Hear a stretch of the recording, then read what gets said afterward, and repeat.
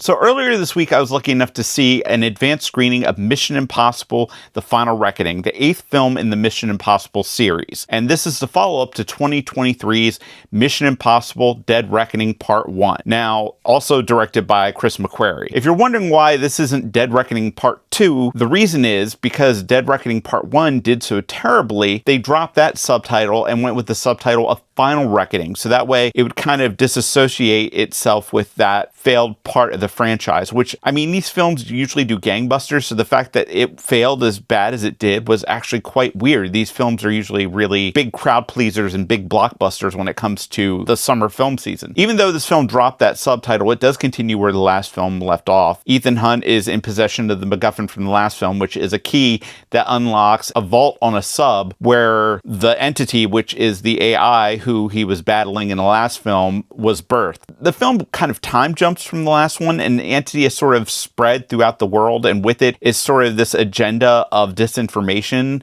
Nobody trusts anybody. The world is in a very fractured place, and it's sort of a very thinly veiled metaphor for the Trump era, which is kind of a little bit too little too late. The gist of it is the entity is looking to fire up the nuclear arsenal of the world and just wipe out humanity and start over. And this is where Ethan Hunt comes in, because Ethan Hunt is still out to basically shut the entity down, whereas all the other countries want to take control of the entity and weaponize it for their own behalf. And it's sort of this him against everybody, but then what happens is the entity starts taking over nuclear arsenals throughout the movie. Of course, he's not going to actually launch them until he's taken over all of them. So Ethan Hunt has 3 days before the entity takes over all the nuclear silos in the world, so then it can launch all of them and wipe out humanity.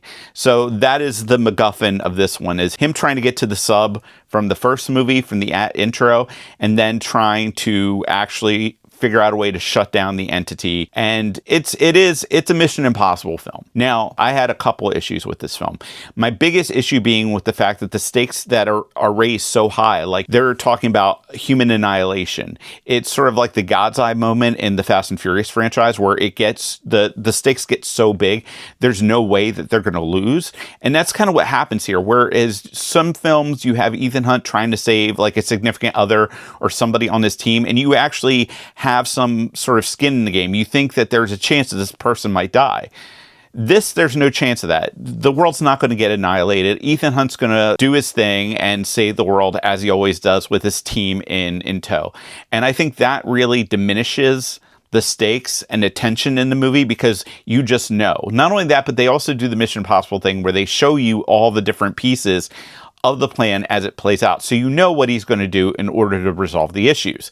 Now, my other issue with the film is the fact that it's sort of gone with this baked-in nostalgia, these sort of, retrofitting the previous film to then sort of fit into Easter eggs and stuff for the other films, which, it's kind of cute, but we've seen so many other franchises do it at this point, it's kind of lost its spark. So we bring back somebody from the first movie, we turn out one MacGuffin from another movie was really something else from this movie. It really feels very forced at times. Not only that, they say the term Final Reckoning at least like 3 times. There's also some choices that just don't make sense. Like if I walked into a room and there was a sarcophagus that if I went into it, the entity was then going to have control over me, I wouldn't get in that. And Ethan Hunt does that in the first 15 minutes. And you're sitting there like, what the hell is going on here? So there's just some questionable choices made by Ethan. At this point, we know what's going to happen. We know the twist before it happens. We know the gotcha before the gotcha happens.